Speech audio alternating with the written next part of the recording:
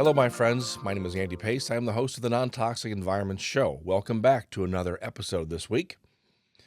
Now, before we go any further, I want to make sure you subscribe to the channel because we are slowly building our YouTube channel here. We'd like to have more people involved.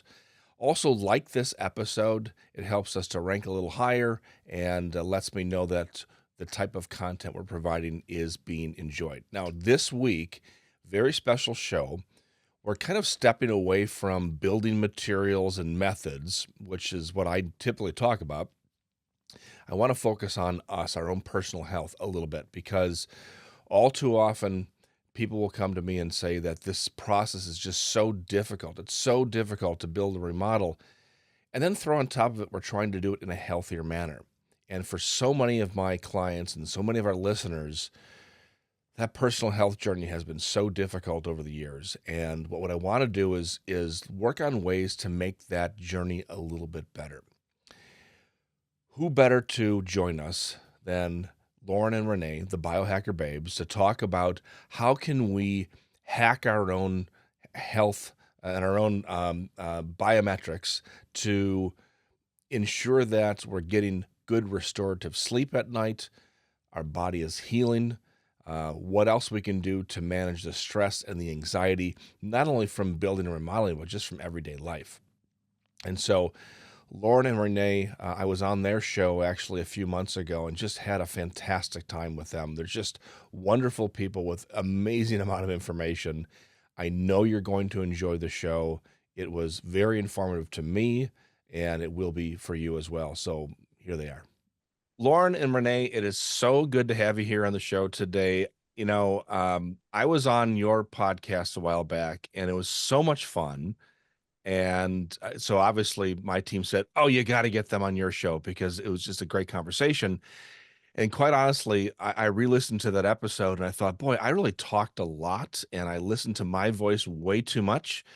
I want to hear your voices and I would love to hear your story. And our listeners, of course, are people who are going through home building, home remodeling. And we're going to talk about that today, but not from my perspective, from your perspective as healthcare practitioners and people who help my clients deal with the stress and anxiety and all the issues that go into those big events. So first of all, I'll have you introduce yourselves and tell us a little bit about you and how you got to do what you're doing. Sure. Yeah. Well, Well, first, just want to say thank you so much for having us on. And we're glad that you talked so much on our podcast because I personally learned so much. I still have post-it notes, stickies like everywhere in my office of all the things that I learned. And I've been telling everyone it's my favorite episode of the year. So yep. Yes.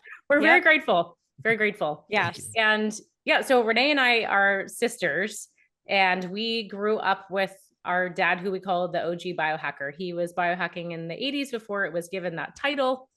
He was using low level laser therapy, which is now red light therapy, PEMF, which is a frequency for the nervous system. So we were exposed to a lot of technologies when we were kids. And, we absorbed it to a certain extent, but growing up, and then we each had our own health challenges as we went to college, entered our early 20s, and that really kind of buzzed our curiosity again. Like, wait, our dad had sort of a formula for addressing health when problems came up, and it wasn't very conventional. So we kind of got that curiosity again and educated ourselves, and we both just became so passionate in not only helping ourselves but helping others. So now we're health practitioners and biohackers, which means we use some technologies to support our health optimization. I don't know how familiar your audience is with biohacking. We could certainly do a sidestep and explain that for a moment if you think it's necessary. I would love to. I think that I am sure my audience is familiar with it, at least at some level, but I'd really like to dig into that a bit with the both of you and learn more about it because I think that we're all looking for alternative methods, better ways to do things besides taking a pill and Mhm. assuming that the traditional health industry is looking out for us. Oh, yeah, that's a good one. Yeah. Well, I think that's where biohacking can really shine is there are other solutions. It's not just go to your doctor, get a diagnosis, get a medication. There's so much more we could do to optimize our health. So biohacking allows us to explore that it also really takes into consideration that there should be a bio-individual approach. Biohacking, if you break it down, it's really just hacking your biology. But I also like to think of the bio as bio-individual. So biohacking as an individual. And traditional medicine doesn't really do that, right? It's here's this, there's the answer. This, there's the answer. There's no other way. But Lauren and I, great example, we're sisters, we're 2 years apart, very genetically similar, but we even have to approach our health differently.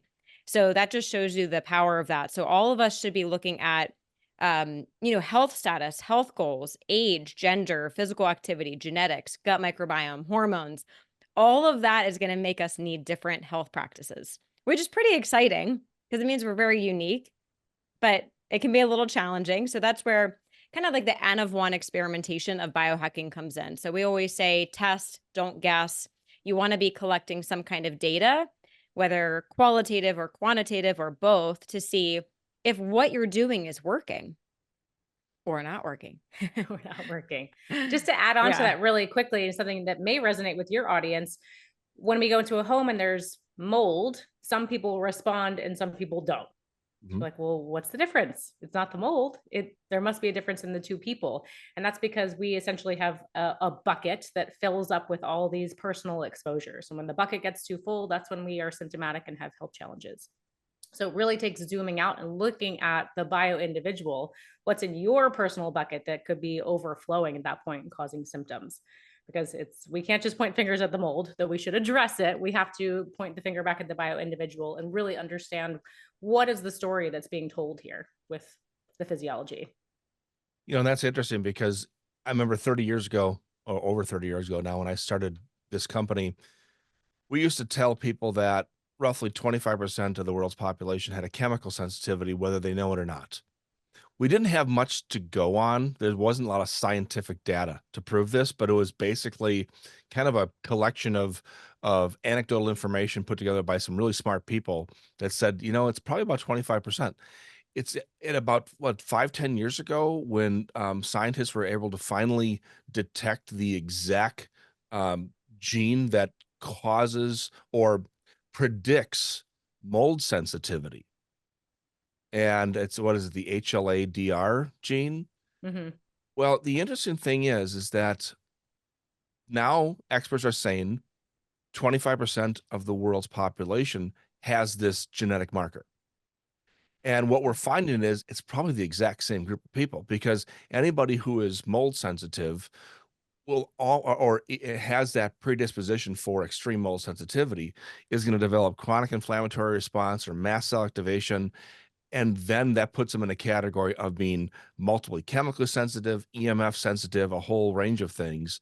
And so just in the last few years, that sort of research now coming out it's exploding this, I would call this industry, where people finally are getting it, that what they're surrounding themselves with. And again, to my point before, and what you're talking about with medicine, adding another pill, adding another prescription, all it's doing is making it worse for your body to deal with other things that it needs to deal with.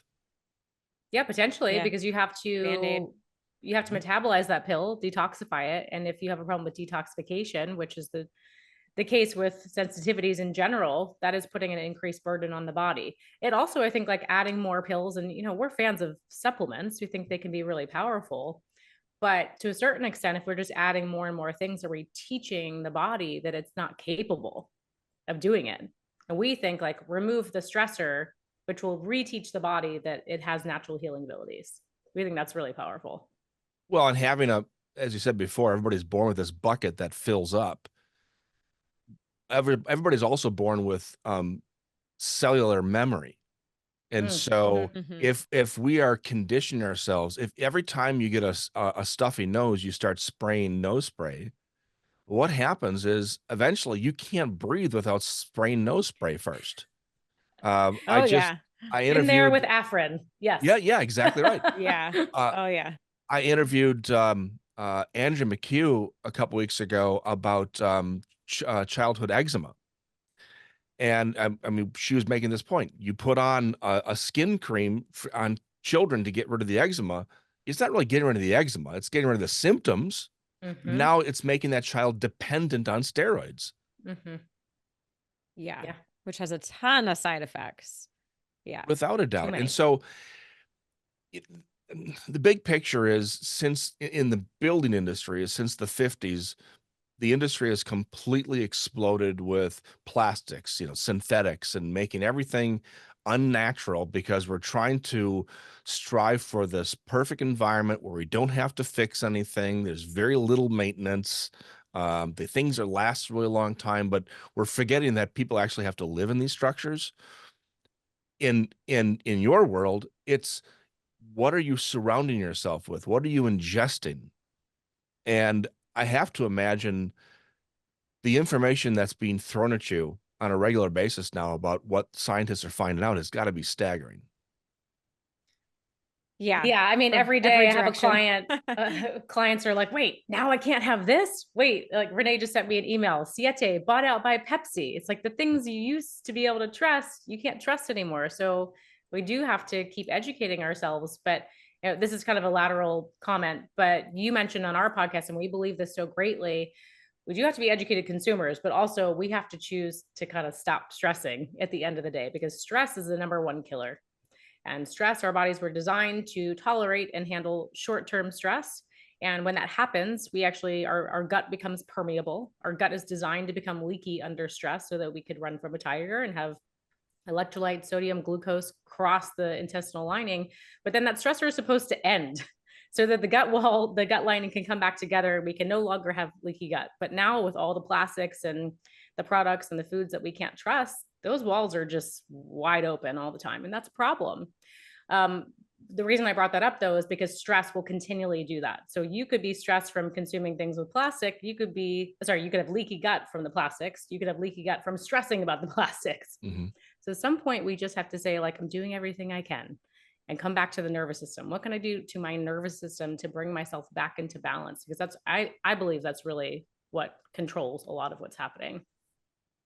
Yeah. And I think we can see that a lot with the blue zones, which I'm kind of obsessed with that. So for anyone that's not familiar with the blue zone regions, it's areas of the world that have a large percentage of their population are centenarians. So over 100.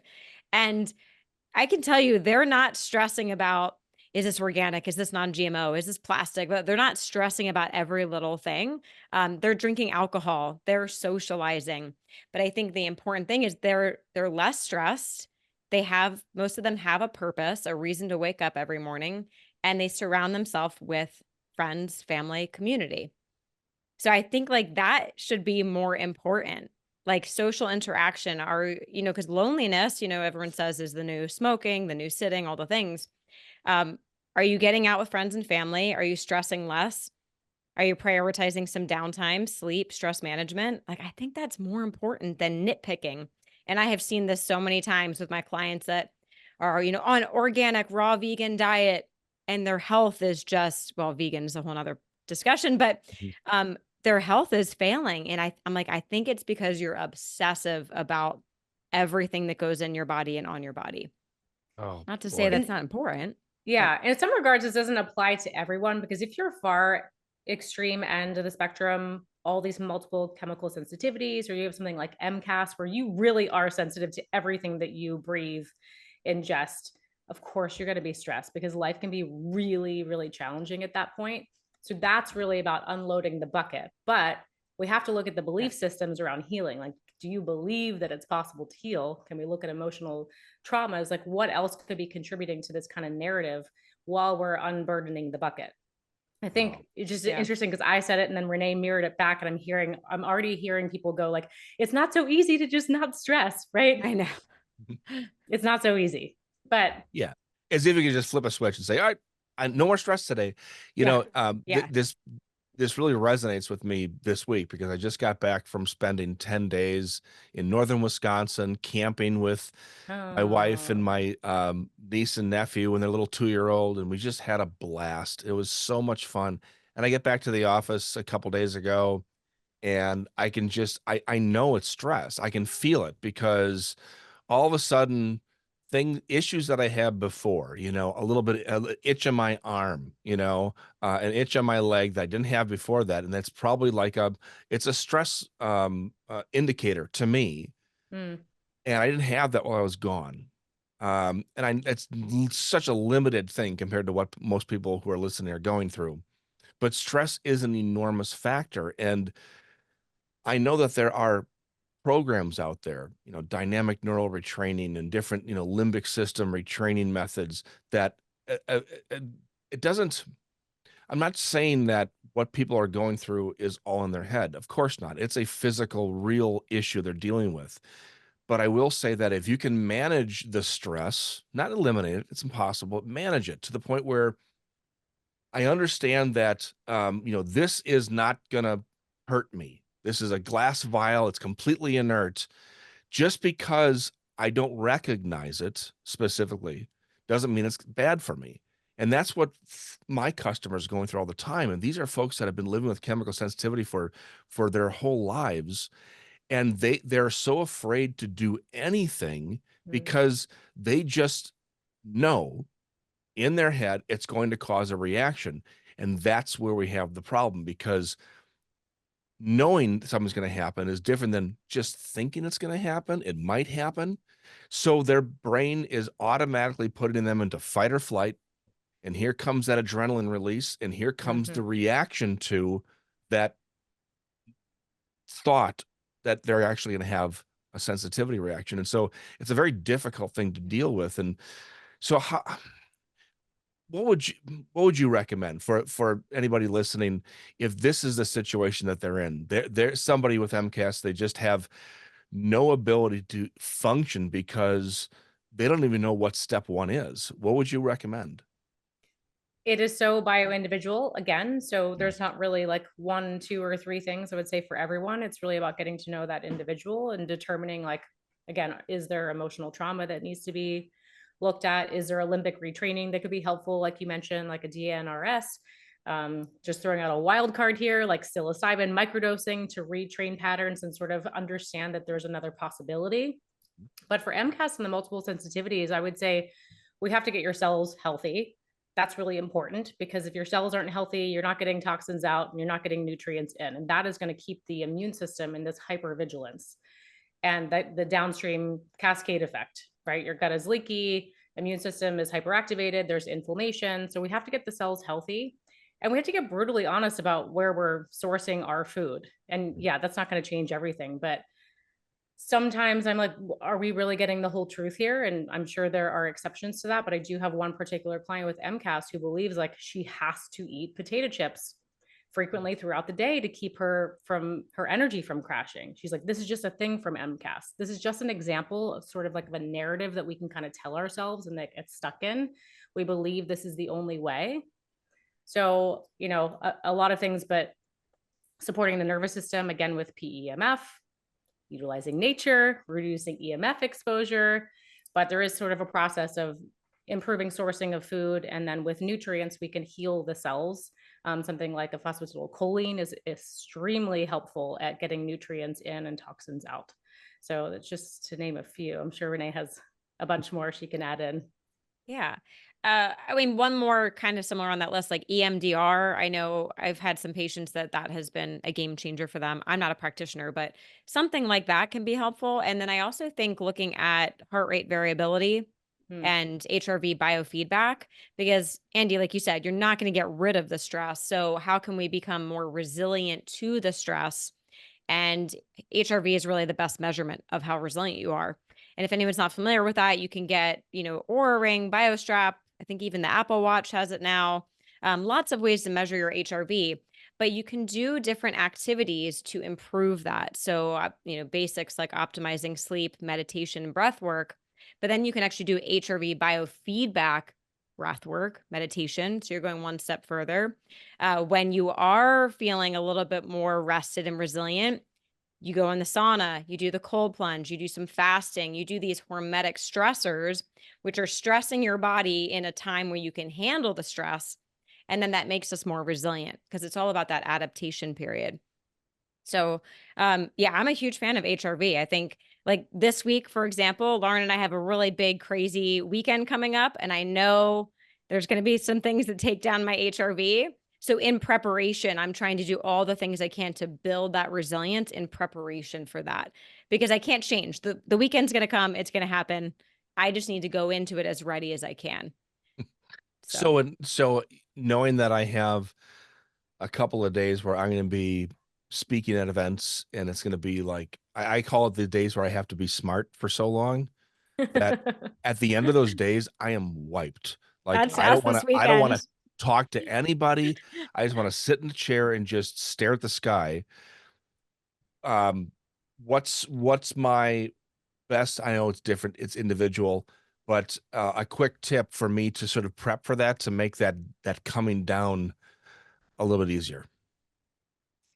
I would make sure you have minerals on hand. I'll bring Okay. some minerals, because your body, when there is stress and lack of resilience, you're going to burn through minerals very, very quickly. I think that really helps for anyone with all these sensitivities or hyperimmune activation. Minerals can be so crucial and essential to all of these metabolic processes. No, I think from a more emotional standpoint, I would just give yourself 30 minutes to yourself in the morning to ground, and whatever you need to do just to check in with you, rather than jumping right to, oh, I got to be on and perform. I Like, do give take my yourself some shoes off and grounding. walk in grass. I do I that. love Nice. I love Yes. that. I love Yeah. that. But just having like a little chat with yourself, like checking in with your body, even just giving that time for your body to give you some feedback. That's something that so many of us neglect to do, or looking for answers about our body outside of ourselves, where like we have that natural intelligence. So just even asking your body, the process of just asking can be relieving to the body. Sometimes it's like, you're not going to listen, so I'm not going to tell you. So I'm going to put a weird stress symptom somewhere and I'll make you feel burnt out and tired. Mhm. You know, it's like a little kid that's kind of throwing a temper tantrum. If you just give them 5 minutes to say what they need to say, then they're like, okay, I'm moving on. Not to be said that these days are not going to be exhausting. That's a lot of mental energy, right? You're like burning through glucose in the brain. So I think just minerals, making sure you get good sleep ahead of time, and then just having a little time to yourself first thing in the morning to ground before the world pulls you. Perfect. Yeah. I would add, with the minerals, if you can do ketones, some exogenous ketones to have on hand, just again, to fuel the brain, to not feel like you're relying on that glucose and needing to eat all day. Cause sometimes it's like, you don't even get time to sit down for a meal on busy days. Right. I also would say, for most people, I find avoiding caffeine on those days can be really helpful, and sticking with more of some kind of nootropic that is caffeine free. For me, if I do caffeine in the morning, I'm just, by noon, I'm done. My brain's done. So I skip the coffee, skip the caffeine, do nootropics maybe once or twice that day. And that can help. And then getting as much sleep ahead of time as you can. So I do believe we can bank a little bit of our sleep, almost like a bank account. You can't like say, oh, I'm going to bank 13 hours tonight and then I don't need to sleep for 2 days. Not quite that much, but just really prioritizing your sleep, getting as much as you can the few days prior. That way you go in feeling really rested and rejuvenated and ready to rock. That's I don't know great. if Yeah. I was just gonna say one other thing. I don't know if this applies to you, Andy, but for Renee and I, we have what's called the first night effect. When we travel and we stay in a new place, our nervous system is kind of hyper alert because it's unfamiliar. So there's like a little bit of a threat. So if there's something big coming up, it's not perfect. We try to travel like a day earlier so we can Right. kind of acclimate, so that the big day when you have to be on and focus is not right after that day of travel when your body's like, where am I? This could be threatening. I totally agree with that. Yeah. And I do try to do that myself, because I have noticed that myself, where last minute plans change and I have to be at a conference and I'm showing up, 2 hours before my event. I feel like, while I can still do it, it wasn't my best effort. I need to get there a day ahead of time. I don't even need to interact with anybody. I just need to be there, so that the next morning I feel like I am at the place I'm supposed to be. I don't have to worry about getting to that point. The stress of the airport and the rental car are gone, Yeah. and I can just concentrate on why I'm there. Yeah. Yeah. So Yeah. valuable. Yeah. I'm So always blown away when people can do like a 6 a.m. flight right to the conference and speak at 9. I'm like, no, Definitely not. Well, Mm-mm. no, that takes a special person. Imagine what they could Oof. do if they actually had that night's sleep there first. Yeah. Yeah, right. So Superhero. you both brought up something I wanted to touch on, which is sleep. And so with my clients, whenever we're talking about home building, home remodeling, I always talk about the bedrooms first because these are the most important rooms of the house.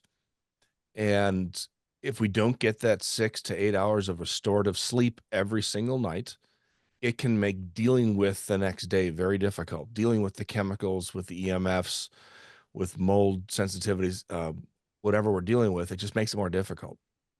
So, from your perspective, I mean, I talk about the materials that are in the room, but from your perspective, what makes a bedroom a true safe space for people, a true healing environment? Ooh, okay. So there's a lot of like scientific variables we could look at, like EMFs, of course, how's the airflow, the temperature. But I think even more important than that, and this is something that you brought up on our podcast, is like, how do you feel about the space? Your sanctuary is your sanctuary. It may not feel that way to someone else. So you really just have to create an environment that feels cozy to you. Like I'm in a new townhome and my husband's so funny. He's more social, like likes to go out at night and meet friends out. But since we moved here, he's like, I just love our bedroom so much. Like, I just want to get home and be in the bed because it's so great. And that means so much to your nervous system. If it's a place that you want to nest and rest, then that speaks volumes. And then, of course, we have to look at are there EMFs? Because if you have a million Wi-Fi signals, like I used to have in New York, if I opened the Wi-Fi, it'd be like 30 plus signals. Mm. That was out of my control that I was surrounded by while I was sleeping. There's just one thing. I'll let Renee kind of clarify that list a little bit more. For me, I have to do what I call my presets. So I'm not getting ready for bed 15 minutes before bed. I get ready for bed as soon as I finish dinner so that I get kind of all the heavy load, the work out, which would be putting my pajamas on, dimming the lights, pulling the sheets down, putting the pillows away, washing my face, like anything that could potentially raise my heart rate or body temperature. Because we know to get into sleep, specifically deep sleep, your body temperature has to come down, your resting heart rate has to come down. So I'm not doing anything that could potentially be stimulating. Just funny, you think like, oh, intense movies or a video game could be stimulating. Yeah, but just moving your body could be stimulating too. And that's really like you have to know yourself. I'm a little more sensitive to that. So I have to like anything that's physical, I have to get it out of the way hours prior. So then when it is time to go to bed, I can like literally just slink into the bed. That's what works for Yeah. me. Yeah. I mean, ditto to all that. Especially for women, this is a big thing. Take your makeup off and wash your face like at least an hour before bed. Cause I see that all the time. They come upstairs and then bright lights to take off their makeup and then they're wide awake. So yeah, 2 hours before bed, if you can try and do all the things Lauren said. I am a big fan of blue light blocking glasses. I just think it's an easy hack because you're not going to walk around in the pitch dark at night. You're not, I know you're going to have a phone out. You're going to have some lights. Put the blue light blocking glasses on. That's going to help at least protect your eyes a little bit. Especially for those of us that are really sensitive to blue light, which I definitely am one of those people. So really watching your light exposure. I think also, what are you consuming? No food about 3 hours before bed seems to work best for most people. Alcohol, oh man, I mean, I would say cut it out completely if you can, but if you are going to drink at least 3 hours before bed, stop consuming alcohol because that's a huge detriment. Caffeine after 1 or 2 p.m., that's got to come out. So Lauren and I like to think of you're getting ready for sleep as soon as you wake up in the morning. It's crazy. I'm already It's thinking crazy. it is crazy, but I know. And that's the other thing, what time you wake up in the morning, if you slept in, if you woke up early, that's already going to tell your body what time it's going to be tired at the end of the night, right? Based on the adenosine. So you want to already be thinking about that, getting bright light in the morning, saying, hey, it's morning. Let's get cortisol going. It's time to go. And then cutting off that caffeine, cutting off that food, cutting off the alcohol. All of that is getting you ready for bed. And I think we should be spending that much thought and time on sleep because it's 1/3 of our lives. That's a lot of time. That's a huge amount of time, and that's why I tell folks you have to work on those rooms first. Mhm. So Yeah. What do you think of the new lighting products that it's kind of like a natural alarm clock where it starts to slowly bring light into the bedroom? Do you find these to be gimmicky or somewhat useful? Like a I think Hatch it's alarm great. clock? Yeah. Yeah, Yeah. I like them. It wouldn't work for me because I sleep with a really thick eye mask. I don't know that I would even notice it. Also, I believe that it's Wi-Fi enabled. Correct me Mm, if I'm wrong, but I'm like, oh, what are we trading here? We know there's always going to be some kind of compromise or sacrifice. mhm. So, I think mine plugs into the wall. I don't think there's Wi-Fi. okay. Yeah, if it just plugs in, again, like let's make sure there's not dirty electricity coming out of that outlet. Mhm. That might be Yep. good to Yeah. check. But yeah, I think light is what signals the body that it's time to wake up. It starts producing cortisol, and that's what we need to wake up. If you do sleep like with an eye mask like me, I rip that thing off, rip the blinds open. I'm like, let's see the sun as soon as possible to wake up. So I don't know. Yeah. It's probably different for everyone, but I used to I love think that that. they're useful. Yeah.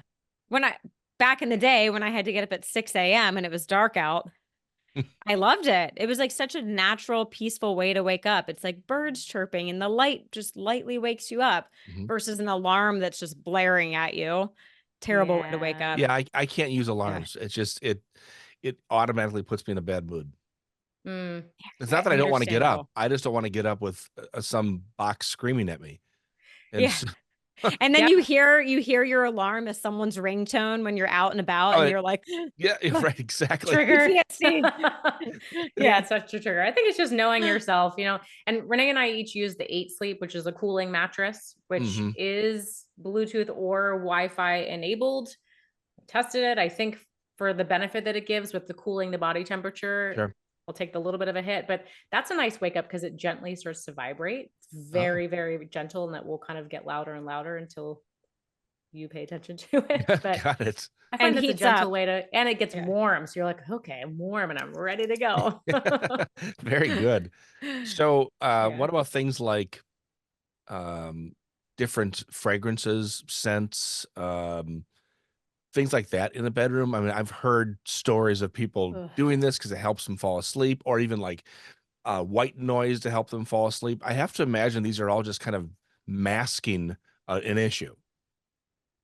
Yeah, white noise. Yeah, Well, what are you covering? But I think it can be soothing. I don't know. I Okay. think Again, it's depends on the okay. I think individual. it's yeah, some people really sleep well in complete silence. I personally like a little white noise or brown noise, one of the two. Mhm. And I think maybe if you look back at like our ancestors, like what did they fall asleep to? They were probably listening to the natural sound of the environment, Mhm. whatever nature, bugs, animals around. So to me, that kind of is like a white noise or brown noise. Okay. Like, is silence really natural? Oh, modern day silence? I don't know. I do think it's But it calming could to the work. nervous system because I get what you're saying. Like it's another stimulant that could be non-native. Right. But I know, like, I think ancestrally, I was the one in the tribe that had to stay up all night long. And so, Thank like, you. I'm You're the night hyper watch? vigilant. Yeah, I Yeah, was the the night night watch. watch. So, like, I'm very sensitive to sounds. So, Mhm. like, a little bit of white noise just will mask like a little air blowing and the door kind of creaking. Like that would wake me up, whereas the white noise kind of masks it a little bit. So I'm similar in that I have to have silence, but, Mm, even white noise to me is too much noise, so a lot of times I'll sleep with earplugs in Mm. because ah, I need it to be dead silent, otherwise I have a hard time falling asleep. It's that's interesting good you you talk. know that. Yeah, you learn the hard way, I guess, but now that I know it, it's made a huge difference for me. It's interesting you both brought up this idea of, the the naturalness of sleeping outdoors, hundreds and thousands of years ago when we used to sleep outdoors or in caves or, in thatch houses that you could hear everything and smell everything. This leads me to the idea of kind of what I work with, but you as well, is the natural home in that because of the fact that we're surrounding ourselves with plastics and electrics and all these things that we didn't have over 150 years ago, um, the human body is just not has not had the ability to adapt to it yet. Mm-mm. You know, Yeah. think about how long humans have been on this earth, for 1,000,000 years plus. How long have we been dealing with these 20th century issues? Not long at all. A blip, not even a fraction of a percentage of time. And so now we're expected to deal with it fast. And what's happening is our bodies aren't, and it's resulting in all these health issues. So I remember several years ago, I did some work with a local healthcare practitioner, and we helped him design and build a new clinic that everything on the inside that his clients would touch and see was 100% natural. We did clay walls. We did 100% natural wool carpet, cork flooring, Cool. countertops Wow. made from natural stone, and they didn't have to worry if they got stained. Who cares? Because it was all about the naturalness of the material. Everything was natural, and patients would in polling the patients, they said, "I just felt better walking in the place." And so, is that something that you've ever worked with clients with that idea of the human body has an electrical system that resonates better to natural materials versus synthetic, and how can we kind of get back to that with our everyday life? Yeah. I mean, I think just trying to find time to get into nature.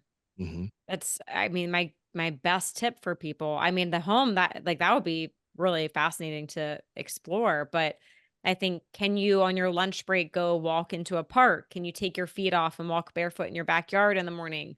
Can you get into the forest or the mountains or on the beach?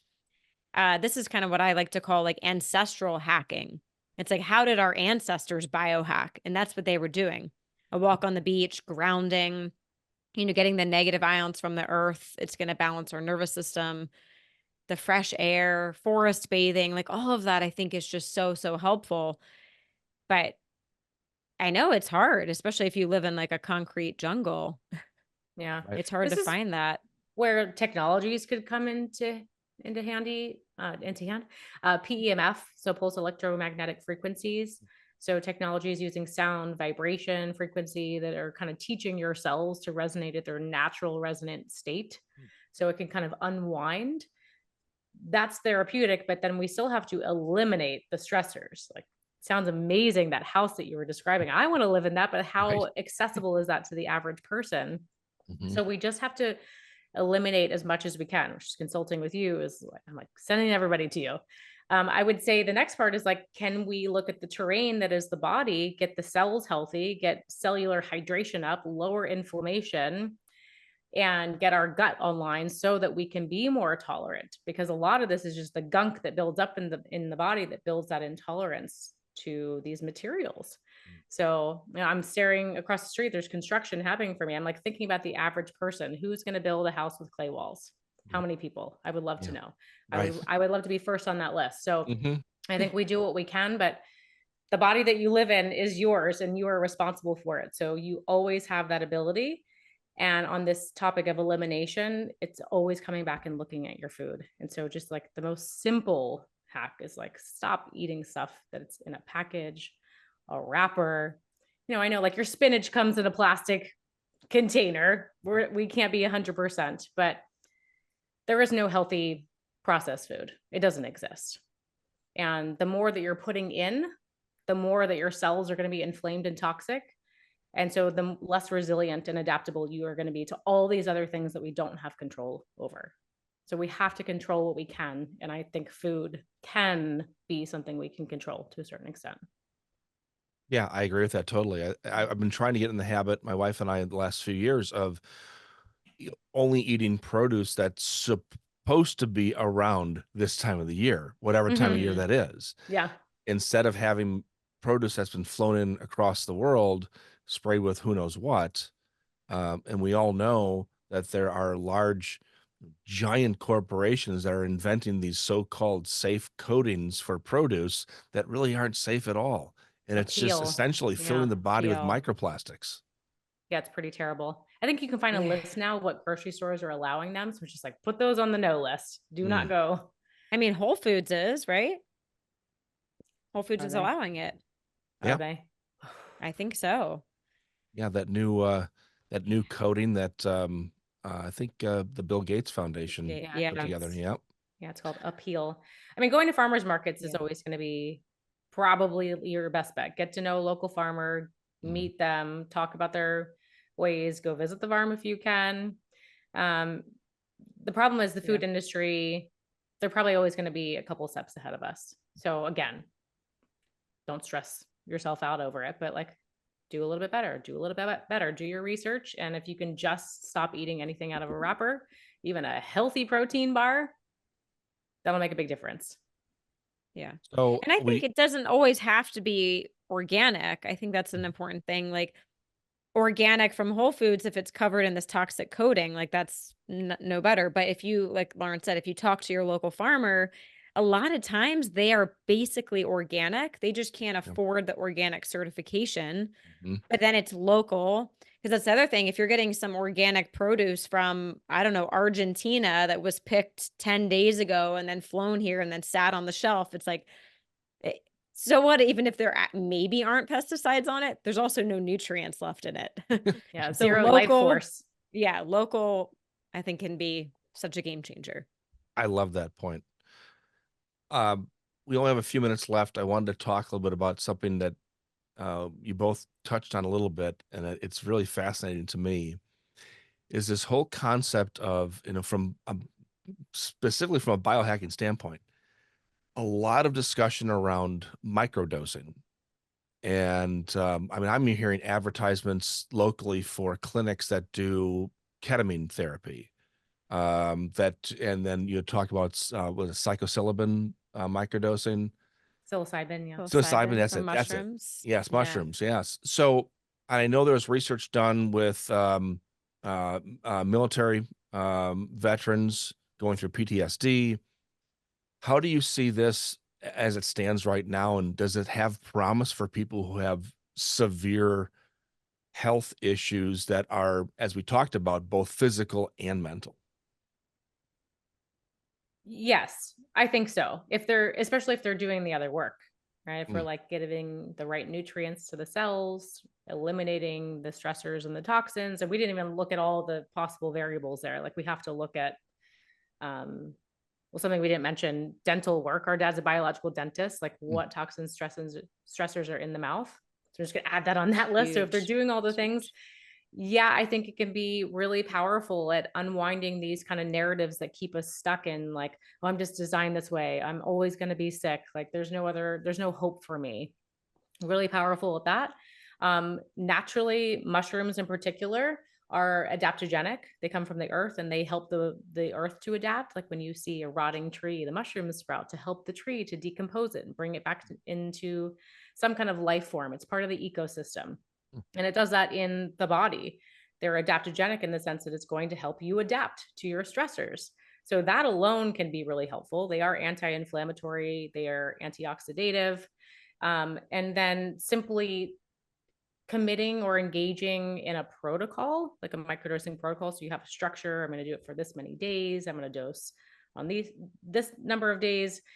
That really kind of helps guide the mind into, I think, a calming, grounding, structured, very focused manner, which when there's anxiety from the sensitivities and just creating a lot of ADD, ADHD, I think just kind of zeroing the mind in and focusing on something can be really helpful. So there's kind of endless applications. The short answer is yes, I think they can be helpful, but under the guise of facilitation with a practitioner. Yeah. The right practitioner, I think, is going to be really important over the next few years as we see this grow. And I will just add one thing. I've experienced several different therapies, and specifically ketamine I did with a facilitator, where one thing I worked on was I had a traumatic event that I couldn't get out of this cycle of how I thought about it. And through the ketamine, where you're increasing this neuroplasticity, I was able to kind of relive the event and reframe how I saw it. Mm. And it no longer like bothers me. Oh, And I think that's also like for, veterans with PTSD or just anyone that's had any big trauma in their life and they just can't get out of that repetitive thought cycle. I think this can be a total game changer. I don't know of anything else that can increase neuroplasticity like that and allow you to rewire the brain in a more positive way. So I think it's an exciting thing coming. Yeah. It's fascinating. I've looked at it for myself. I've had so many different medical issues dealing with joints from playing sports over the years, and it's to the point now where I just even fear doing certain things because I don't want to hurt those joints again. And it was suggested to me ketamine therapy because maybe you'd be able to get through that and kind of move on. And it's something I'm considering. I just I never really heard from anybody who I trust that said it could be helpful. So thank you very much. I appreciate that. So a little bit Oh, of a, yeah. being a little bit of personal information there, but we all deal Yeah. with things like this, and we Yeah. all have to have somebody to reach out to that you trust, that you can ask questions, and the good, bad, or the ugly. Tell it to me straight. We don't like to be given information because somebody's, making money on it. And I really appreciate that from you both. Yeah. Thank you Thank for you for sharing that. And saying just that. because you Yeah. brought up the joint pain, there is a technology separate from microdosing that could be helpful. It's called the newbie, stands for neuro electric biomodulator, messing up Hmm. the end of it. But the idea, it's electrodes using DC current. The idea is that it's going to get that area out of fight or flight so you Hmm. can retrain brain to muscles or joints. And so it's relieving that stress response because your shoulder is going, oh, I don't know, that feels safe. So I'm not gonna, I'm gonna create an imbalance or gonna keep just being stressed about it, avoiding it. This allows you to safely and efficiently work through movements and sort of like retrain that stressful event Is that locally, which something is I'd pretty cool. find through a physical therapist or a chiropractor or? Chiropractors and physical therapists tend to have them in their clinics. You can find practitioners all over the country. I have one, and I don't see clients in person anymore, so I just use it on myself. But yeah, if you go to the website, Awesome. NEUFIT, NEU.FIT, you could Oh, perhaps find someone near you. A fabulous. lot of Yeah. professional sports teams use them. Hmm. Wow, Yeah. thank It's like you. all the way from professional athletes to people dealing with paralysis, MS, like, I mean, the really broad spectrum use. Wow. Yeah, they have an amazing success story. This woman, quadriplegic, she didn't walk for 20 years and she started using NewFit and diligently training for 2 years, and she can walk now. That's remarkable. Yeah. Well, thank you for sharing that. Sorry to hijack this with, for selfish reasons, but I think everybody is excited to hear about this as well. So, Yeah, it's a cool thing.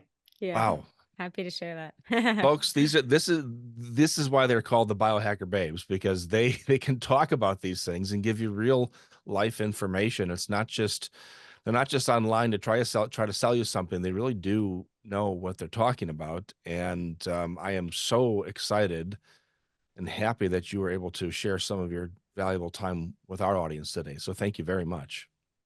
Thank you. Thank you We're for honored to be having here. us. Yeah, Yeah. folks, Lauren and Renee, if you want to reach out to them, they have so many opportunities to learn and to work with them directly. What's the best way for folks to reach out to you?